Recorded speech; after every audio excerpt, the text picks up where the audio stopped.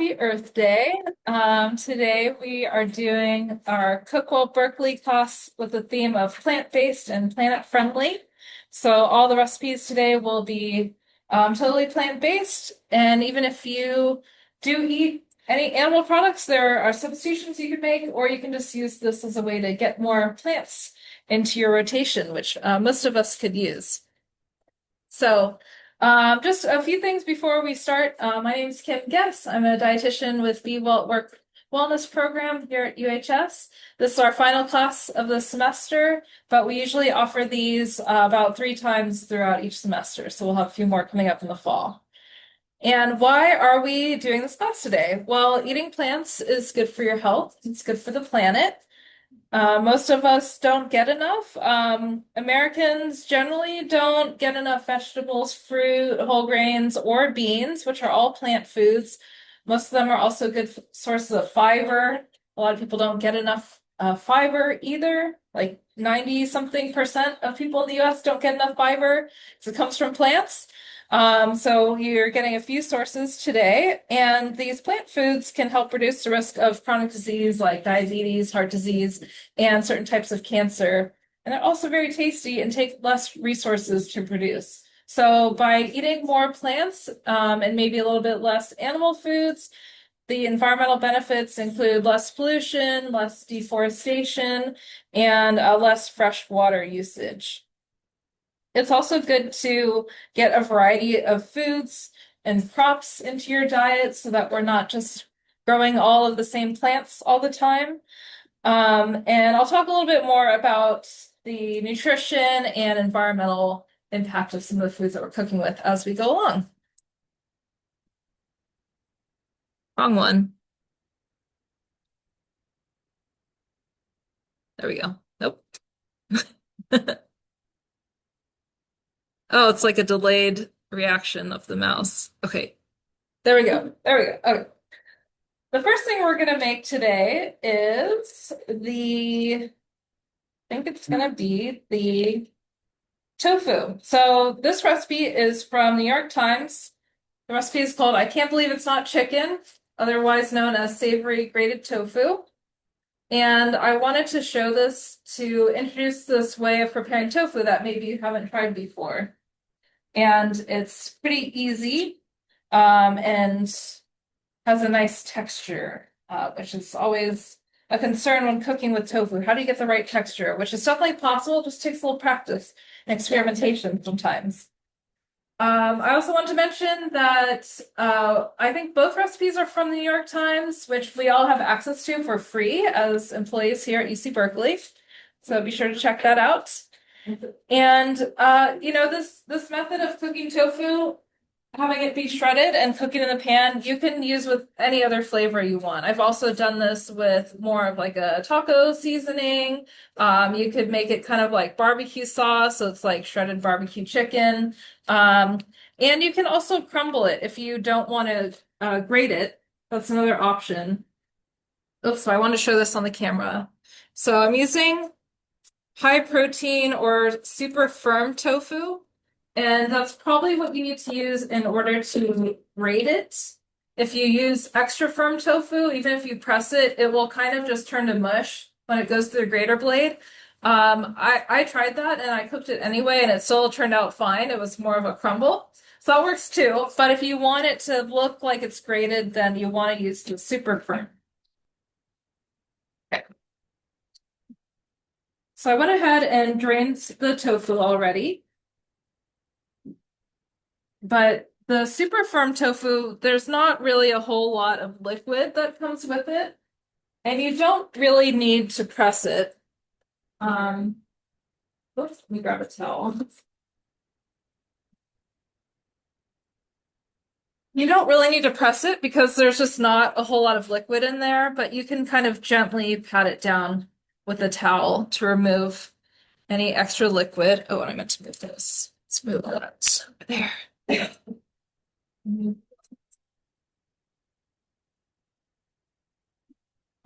But if you're using firm or extra firm, and let's say you wanted to crumble the tofu, then you would want to press it to get the extra liquid out so that when you cook it in the pan, it can get nice and brown on the outside. If you have too much liquid, you don't get the browning. All right, so I'm going to grate it using the food processor, which makes it really, really easy. And if you don't have one of these, you can just use a box grater and grate it like a block of cheese. But you might want a food processor after you see this.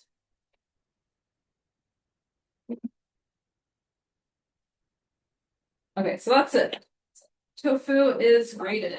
Yay! Like a TV show. And then any little crumbles, we just kind of put into the bowl there. So, slide it for now. Okay. Let's see. So the original recipe called for 10 to 12 ounces of tofu, but usually when I find super firm, it's in 16 ounces. So I just kind of scaled everything up by 25% or so.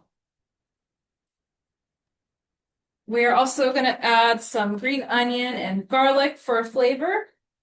So let's see. We want 4 green onions. So I'm just going to kind of cut off this old part at the top. And these are a little bit big, so I've basically equal to 4. And we're going to use the tops for garnish. So we're going to have them raw, and you can just slice it any way you want, but I like to do it on a little bit of a diagonal so it looks kind of nice. Slicing them nice and thin.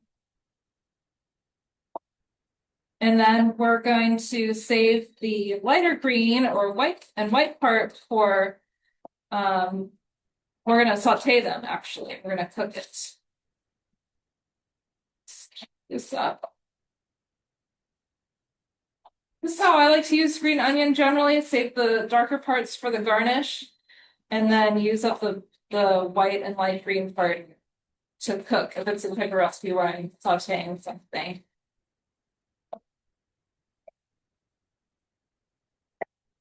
And then you can even save the little bottoms here with the roots on and regrow them in water. And the roots will start to grow again, and then you can plant them and they'll just keep growing. So free green onions. Okay, so we separated that out. And then we also want 4 cloves of garlic that we're gonna slice and throw into the pan with the green onion. I'm just gonna kind of whack the knife on top of the garlic to get the peels off.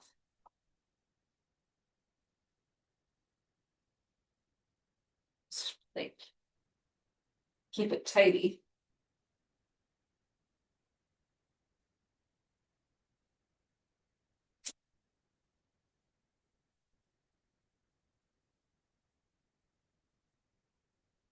And then it's optional to add some hot pepper to this. I didn't add it to the samples because I want to keep everything mild just in case. But what the recipe calls for is Thai chilies. So I got some just to kind of show you.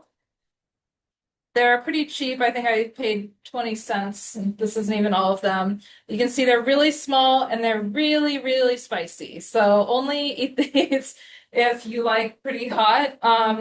My rule of thumb when I cook with Thai chilies is I try to have no more than 1 pepper per serving. So if I'm making something for 4 servings, I would use maybe like 2 or 3 Thai chilies. They're pretty hot, but they're very tasty. So that makes the dish a little more exciting if you like spicy food. Or you can use something that's not quite as potent, like a serrano pepper.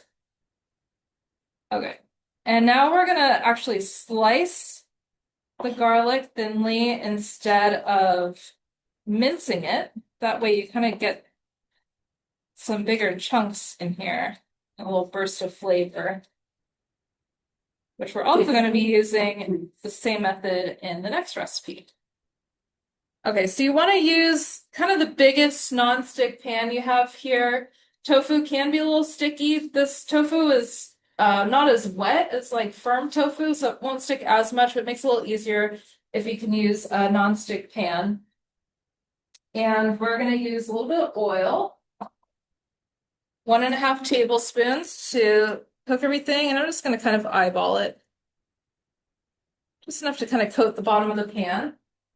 And I'm using grapeseed oil, which is kind of a similar flavor to olive oil, but it has a higher smoke point, so it works better for sauteing and is pretty affordable, but still has a lot of healthy fats. So I like to use that for sauteing sometimes. But you can also use canola oil, safflower, avocado oil, anything else you want that doesn't have too strong of a flavor. And we're gonna let that heat, and then we'll add the white parts of the green onion and the garlic. It's ready to go, and then we'll add the tofu. This heater, what is this called? A hot plate is a little slower than probably your home stove, so things do take a little bit longer to cook in here. But just know it'll go a little bit faster when you're at home. Oh, it's a hot plate, not an induction. Yeah, this one's an old hot plate. Yeah. Maybe one day we'll upgrade to an induction stove, which, by the way, is a very eco-friendly thing. Thank you for mentioning it.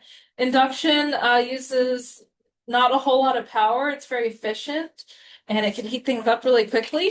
But you just have to make sure that it works with the pans you have. They have to be responsive to the magnet. And in some areas, I think including in Berkeley, you can actually sort of try out or rent an induction hot plate through, I believe it's the library. So if you don't live in Berkeley, check with your local library to see if they have a program. And I think there's some incentives for, if you're a homeowner to change your stove to be induction. It saves a lot of energy. And as opposed to gas heat, which I know a lot of people prefer when cooking, but it's kind of better for your indoor air quality as well and has less pollution. So something to consider. Okay, that's just starting to sizzle. So meanwhile, we can get the sauce ready for this. And again, you can use any other flavors you want, but I would just probably try to use something with some liquid. Otherwise, this will be really dry. Do you have a question? Yeah, can you use was there is window infection? I'm not sure. Think so. Does anybody happen to know? No? Yeah, I'm not sure if you can use cast iron, but yeah, I could guess, but I might be wrong. So I'll just say I'm not sure. Maybe we can look it up afterwards. Okay. Now we're gonna make our sauce. No, it says yes. Oh, thank you. Good thing we got technology to look things up quickly. Okay, so we're gonna make the sauce while that cooks a little bit. And let me gather everything. So we're gonna use some tamari, which is like soy sauce, but doesn't have wheat in it. And I think it has just a nice strong flavor, and you can usually find a reduced sodium version. I think it kind of tastes better than reduced sodium soy sauce, and I use it a lot.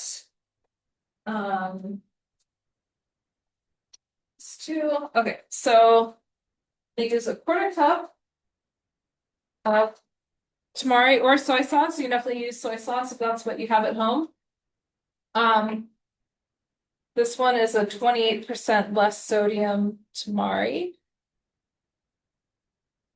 And I use this a lot when I cook tofu, even if it's not really like an Asian flavored type of dish. For example, if I'm making tofu taco meat, I usually throw in some soy sauce or tamari because with the other seasonings, it just kind of adds some umami and adds a more complex flavor than just salt alone.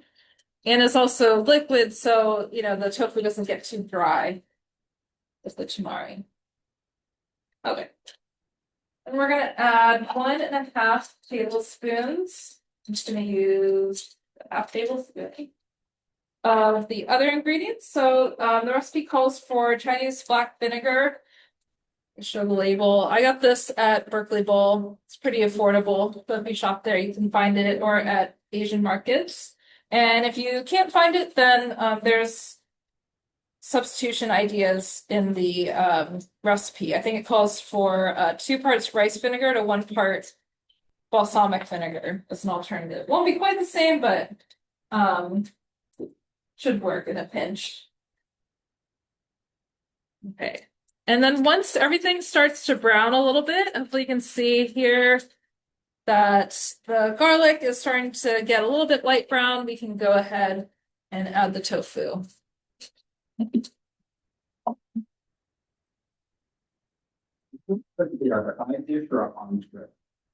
This, I would call it the entree. What I usually do is I'll cook some rice and then some other vegetable. So it's kind of like the protein, and then you have the rice and the vegetable as the side. So we want the tofu to be a little bit crisp and brown.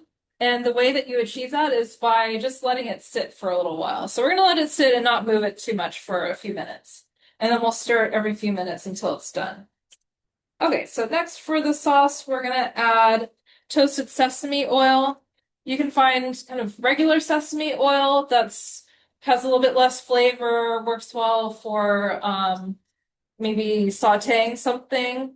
But the toasted sesame oil is where you're really going to get a lot of flavor.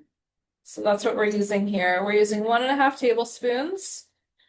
And I think I have just enough in this bottle. I have another bottle, but I'm not going to use it for a while, so I don't really want to open it. So we're just going to say that's pretty darn close there.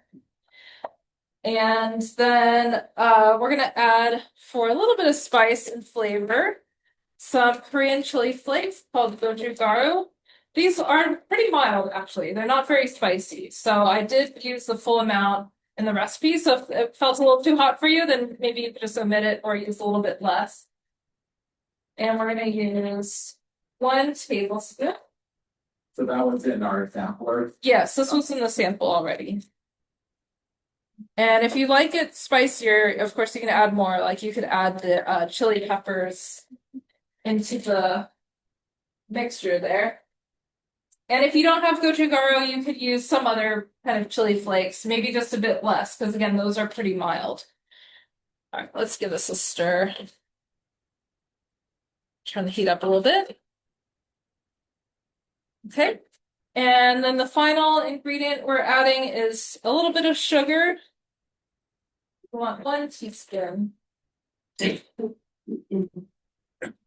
And that will give it some good flavor, will help balance out the sourness of the vinegar. And also, I think it kind of helps make the sauce kind of sticky. You know, you kind of want that quality when you're going for a shredded meat-like substance. So a little bit of sugar can go a long way with that. All right, so now we're just gonna let this cook, and we'll stir it every few minutes until it gets golden, a little bit golden on some sides, and then we'll add the sauce and it will be done. So in the meantime, we can make the next recipe. So the next recipe is also from New York Times. It's called Crispy Beans and Juicy Tomatoes over Tahini Yogurt. And I wanted to do this recipe because I thought it was a good example of how something made completely from plants can just be totally bursting with flavor and have a lot of different textures.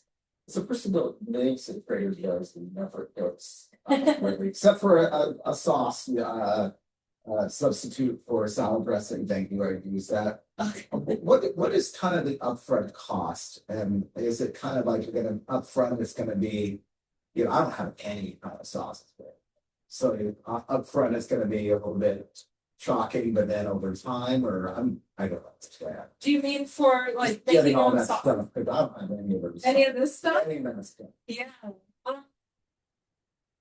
I think my recipe is fairly simple. Okay. That you can think unless it's a recipe that's meant to be something authentic from another culture. Okay. Then usually I'll show kind of the authentic ingredients, but talk about substitutions you can use. So I don't know if these 2 recipes are good examples. I think the second one uses more staples. But you know, a lot of these ingredients last a really long time, and maybe they'll sit in your pantry unused for a long time, or maybe it'll encourage you to use it a bit more. But I use soy sauce and tamari all the time. in a variety of different recipes. It's nice to have a variety of vinegars. They also last a long time. You know, sesame oils can go bad more quickly, so usually don't want to keep them for more than 6 months or so. They start to go rancid, or they have off flavors, they just don't taste good. So, but fortunately, a lot of the ones that you use in smaller quantities come in small bottles too, so you don't have to waste too much. Another tip that I like to give when it comes to herbs and spices, and this isn't an option at Trader Joe's like you mentioned, but at Berkeley Bowl and some other stores, you can buy spices in bulk, including things like salt. I mean, I got this salt for 35 cents, or sorry, no, 46 cents for the salt. You can buy red pepper. You can save a lot of money when you get your herbs in bulk because they weigh basically nothing. So this oregano cost me 20 cents. So that way you can get just what you need and not have to pay a lot for a whole container. Okay, let's see. So we are starting the next recipe. And what we already did was rinse and drain the beans. So it calls for 2 cans of any kind of white bean, but I use cannellini beans. They're slightly different in flavor and size. Cannellini tends to be a little bit bigger. And we're actually going to roast them. So we're just going to put these onto a rimmed baking sheet as opposed to one that doesn't have a rim because then they'll fall off easily. First time. What's that? Actually, that was used by oven for the first. Yeah, you gotta use your oven for this one. And then actually we're also going to dry these with a towel. So let me see if I can show that. You could do it in an air fryer? Yeah, you could use the air fryer for this. Yeah, because the goal basically is the goal is to get them crisp and to the point where they kind of pop a little bit. So you could probably achieve that a little faster in the air fryer. So I'm just gonna put them on a towel and they've already been rinsed and drained. And then this is just gonna help dry them off a little bit to help everything stick and help them get nice and crisp. It's also, you can do that with other beans, or if you're making something with chickpeas and you want to remove the skin. For example, if you're making hummus and you want it to be really smooth, you can do that, but with a little more force, and all the skins will kind of pop off, and then you can pick them out, and your hummus will be even more smooth. Okay, so it's starting to brown a little bit. Keep stirring that every few minutes. Now we're gonna add a few more things to the beans to give them flavor. Okay. Okay, we're gonna add 2 tablespoons of olive oil. It's gonna help everything stick. And you don't really need to line the pan with parchment paper or anything because this won't stick to it. 2 tablespoons of olive oil. Next, 2 teaspoons of dried oregano.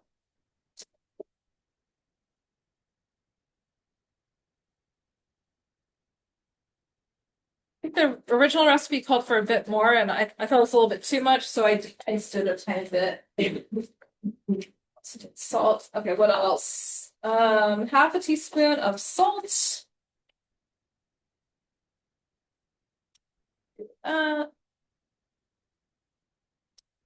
And a generous amount of black pepper, freshly grated. It's kind of up to you, and you can stir this up and taste it before you pop it in the oven, and if you think it needs more of anything, you can always add more before you roast it. Tofu a stir. Okay, so this is starting to brown a little bit, but it still has a ways to go. This can take a little while to cook.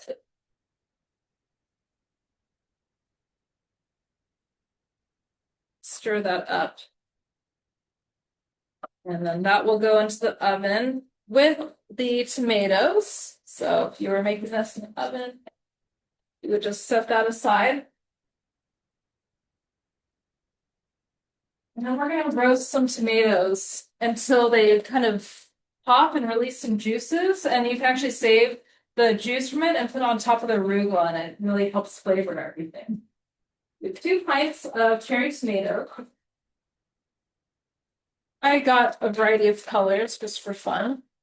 These have been washed already. And we're also going to season them. But first, what we have to do is chop up some garlic. So there are thin slices of garlic that were roasted in tomatoes. Maybe you got some in your sample, hopefully. And it also helps really everything burst with flavor.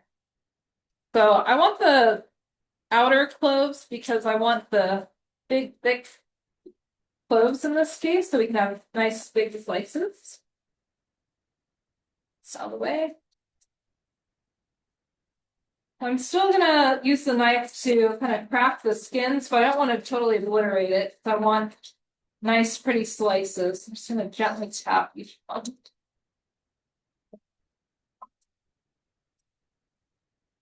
Yeah.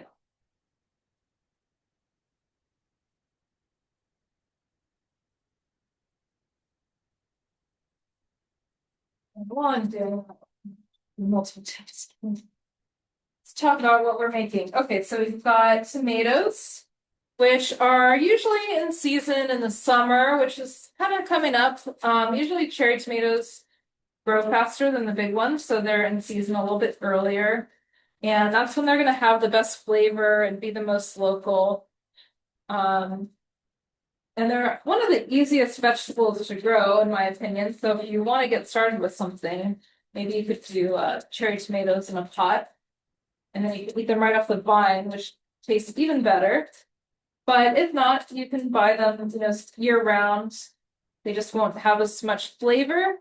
So in this recipe, it says to actually try the tomatoes, and if they're not very sweet, to add a little bit of sugar to it before you roast it. So if you don't like things really sweet, then you can skip that. But, if you're trying to make this in the late fall or winter or early spring and the tomatoes just aren't very good, then that's a trick to get a little bit of that flavor. Okay, so then we're gonna thinly slice the garlic. I think I've killed a few too many. We want about four cloves, but you are welcome to do more if you love garlic.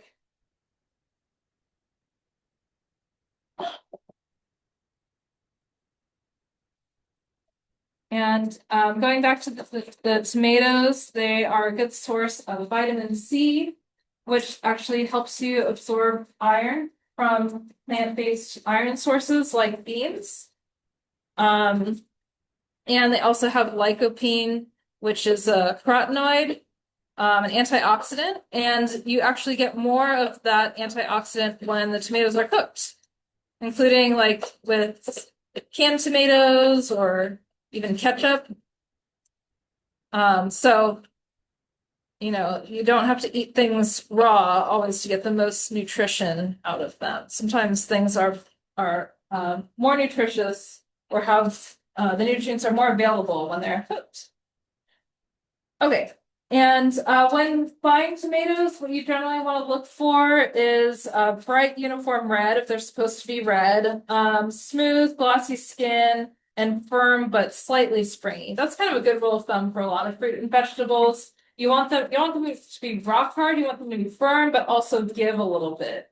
That doesn't apply to everything, or I would say that applies to, avocado and oranges, and a lot of different types of produce. This tofu is coming along. I would say it's not quite ready yet, so we want it to be a little bit more crisp. It is going to soften when we add the sauce, so we want to let that cook a little bit. All right, the back to the recipe here. So we added our 4 cloves of garlic, and now we're going to add, if they're not sweet, you could add a little bit of sugar here. And we're gonna add 1.5 tablespoons of olive oil again.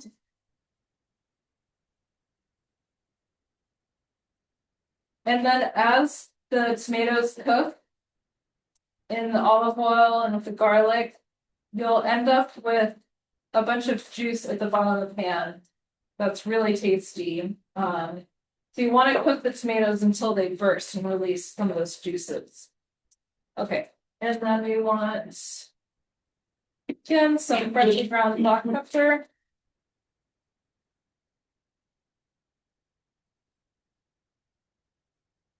And half a teaspoon of salt.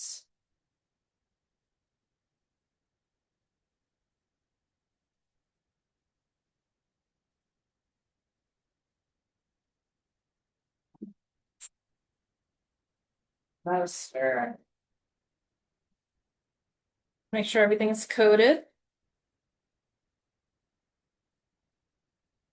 And then you would put this into the oven at 425 for about 25 minutes. Put the tomatoes on the top rack, and then put the beans on the middle rack. And they should take about the same amount of time to cook, but you should watch it to make sure that, you know, that's good. The beans will kind of start to pop open, and then you want the tomatoes again to be like all burst and releasing the juice. Okay, check this tofu again.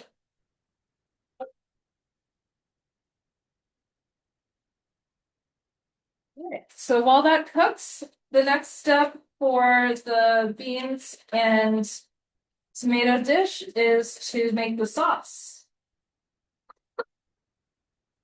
Get a small bowl. This is a yogurt tahini sauce. Here's some of our ingredients. This one. Okay. So we're gonna use 8 ounces of yogurt in this recipe. It calls for creamy coconut yogurt. So this recipe is meant to be fully plant-based. So the one that I used is just a plain coconut yogurt. This one is really, really creamy. It also is pretty high in saturated fats. It's coconut.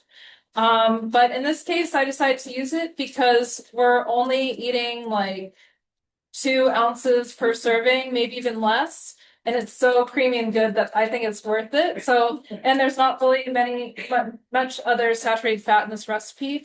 So I think that's a kind of a good example of how nutrition can be sort of nuanced. There's no such thing as good or bad food. It's all in the context of what is the rest of the meal? What is the rest of your day look like? What are all the other factors that impact your health, which I could go on forever about.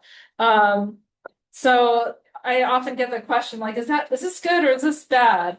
And I pretty much never give a straight answer. So just FYI, if you ever ask me in the future, I probably won't give you a satisfying answer, but nutrition is quite complicated and personalized and hard to study. I mean, the human lifespan is really long, so, and we eat so many different things throughout our lives, so it is kind of hard to give a really specific answer. Okay, so we want 8 ounces. That was 16-ounce container. I already used 8 ounces for the sample, so I just dumped it in there. And then we're going to add 3 tablespoons of tahini, which is a sesame paste. Also a good source of healthy fats. Let's see if we have enough in this one jar. I need to open another one again.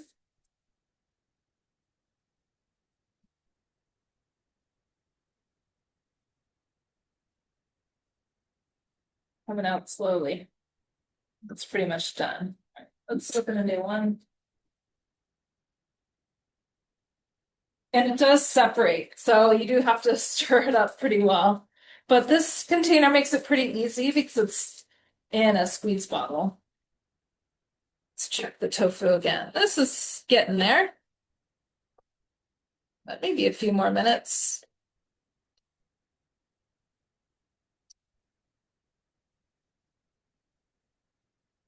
Maybe that's a cute round chicken. Ground chicken? Yeah, you could use it. That's kind of what we're doing, right? It's like the tofu is the alternative to ground chicken, so you could kind of reverse it back. Okay. 2 tablespoons. 3 tablespoons. Also, if you eat dairy, you could definitely use dairy yogurt in this recipe, but the theme was plant-based, so that's what we're doing today. All right.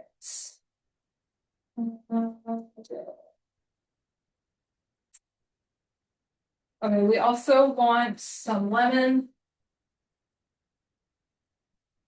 and the lemon zest. So we want to use the zest of 1 lemon. So we're gonna do that first. If you're ever using lemon juice and zest, you should always do the zest first because it's really hard to zest a lemon that's already been cut in half. And the zest really has a lot of flavor, which is why we're using it. Again, that's kind of what I liked about this recipe is just bursting with flavor.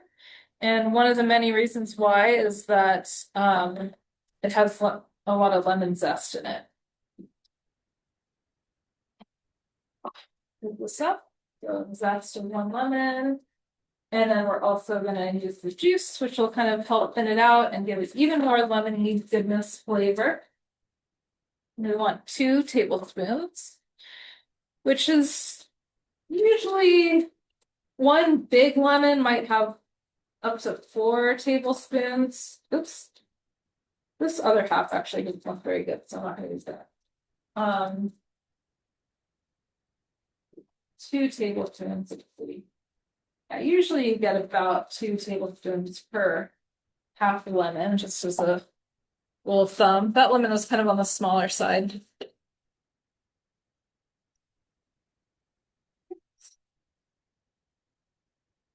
And we also want a clove of garlic.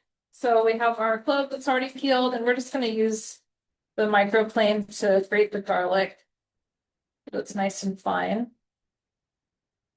And you probably end up with a little bit of a stump.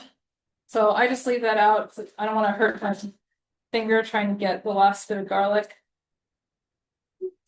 Here. Yeah. One brand. Sorry, or does it kind of get dull over time? I don't know how to sharpen this. I've only used this one a few times. The brand is DEISS. I think you probably just ordered it on Amazon. But I will say the one I have at home is not that good. It like everything catches on it. So I think it does matter to have a good microplane. If you don't have a good one, then do yourself a favor and get a new one. Yeah, where is sponsor that? What? Your sponsor. Yeah. That would be nice. Okay.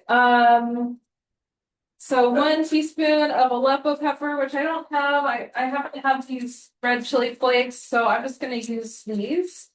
And I'm gonna use a little bit less for a little bit of spice.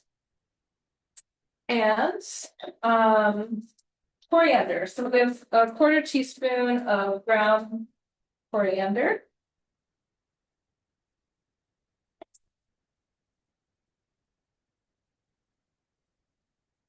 And a little bit of salt and pepper. Again, about a 1/4 teaspoon of each.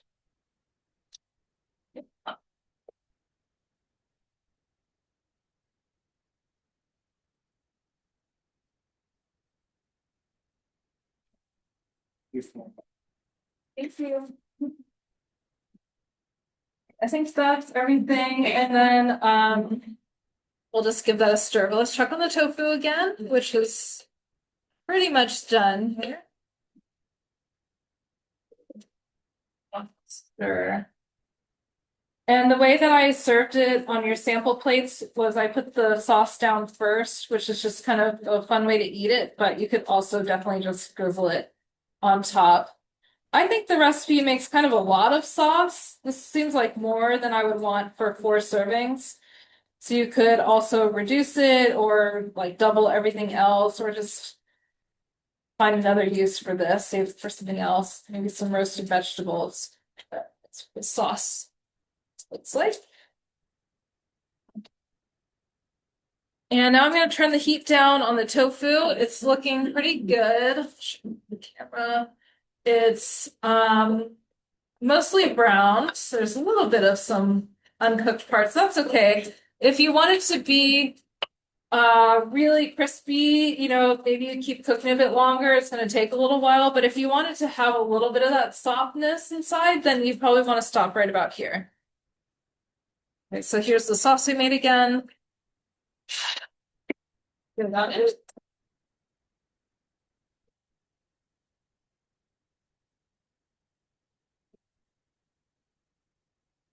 And it really just needs to combine and then cook for a minute or so. You probably don't want to cook it too long or else it will get dried out. You kind of want a little bit of moisture left in the dish when you go to eat it.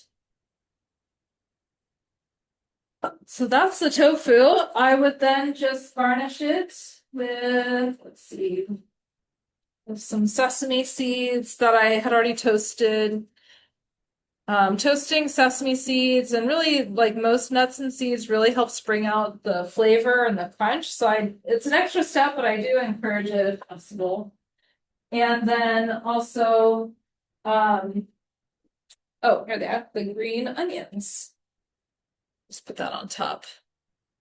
And then again, yeah, I would serve that with some rice and maybe some other cooked vegetable on the side. I've served this with like sauteed zucchini. I've even done kale that I cooked and maybe add a little more soy sauce and garlic too. And I thought it was kind of a good meal prep recipe that I could make ahead of time. And you could swap out, the vegetables every once in a while to keep it interesting if it's something that works its way into your rotation. Let's see. I think we made everything else. So I'll just show you really quick how I would serve the bean recipe. So I would just do like a nice smear of the sauce on the plate. We had some extra beans. So this is what they would look like after they're cooked. You see they're popped and they're still kind of shiny from the oil. They have all the seasoning on there. So I put the beans down. And then I don't have any extra tomatoes, but we'll just pop a couple on there. So then I would do the tomatoes next. And the arugula. And then with the extra juice that accumulates from the tomatoes, drizzle that on top of the arugula, kind of like a dressing. And then that would be that meal. So let me see, we have a few minutes left. There were a couple of other things I wanted to say about what we made today. Okay, so I talked about tomatoes and how to look for them in the store. Storage is also important. Tomatoes should be stored at room temperature. I often see people put them in the fridge, right? I see some faces. They get kind of mealy and it affects the flavor and the texture when you refrigerate them. So actually best at room temperature, unless it's a really hot day, it's really hot in your kitchen, maybe put them in the fridge so they don't go bad as quickly, but usually room temperature for 2 or 3 days. Arugula we also used in the bean recipe is usually in season in spring and fall and is kind of in peak season right now, March to May, and also later in August to November. But you can also find it year round. It has a nice peppery flavor. I love to eat it on everything, even just handfuls of it sometimes. It's high in vitamins A and C, good source of folate and calcium. Also has antioxidants that are good for your eyes, reduce inflammation, and good for your bones. The younger arugula, like this, that's kind of smaller, is a less intense peppery flavor. So if you want the more intense peppery flavor, then go for the like older, bigger arugula. And for storing it, you can wrap it in a towel and keep it in the crisper. Some websites said to wrap it in a damp towel. Some said dry, so I'm not totally sure. I usually just try to use it quickly, but use it within a few days. And then also use white beans here, which are a good source of protein and have lots of fiber, especially soluble fiber that is good for heart health because it helps with your cholesterol levels. Also has minerals that are good for your immune system and blood health, and folate, which is good for cell growth and DNA synthesis. So just some kind of fun nerd facts about these foods. Let me see if there's anything else I want to say about tofu. When it comes to tofu, it's so versatile. It has pretty much no flavor, and it can be cooked in so many ways. So if it's something you haven't cooked with a lot, I often show it in these classes. We have all of our recipes from past classes online, and there's a lot of tofu recipes, including ones that are a little more foolproof. Like there's one for stuffed shells, and the ricotta filling is actually tofu. So you don't really have to worry about getting it brown because you're just blending it up. And that recipe has been really popular and is one of my personal favorites. But I also just want to mention, in the spirit of Earth Day, that replacing some animal proteins with soy means you're probably getting less saturated fat, and which is good for heart health. And there's been a lot of studies on tofu and soy products and how safe they are and how they've been around for a long time. Tofu has been around for probably at least 1,000 years, if not 2,000. And provides protein and fat. When you have the super firm tofu, basically everything's more concentrated. So that's the process of making tofu. You take the soy milk, you add a coagulant, and then that would be silken tofu. And then if it forms curds, you get kind of more chewy tofu. That's like the firm tofu when it's pressed into blocks. And the more pressed it is, just the more concentrated, the less water that's left. So you get more nutrients as well.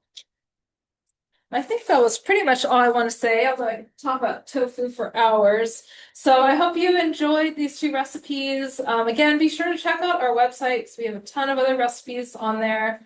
And I also want to mention, this is kind of the end of the semester for us, but our colleagues in employee assistance are having a mental health awareness day on Thursday, May 7th.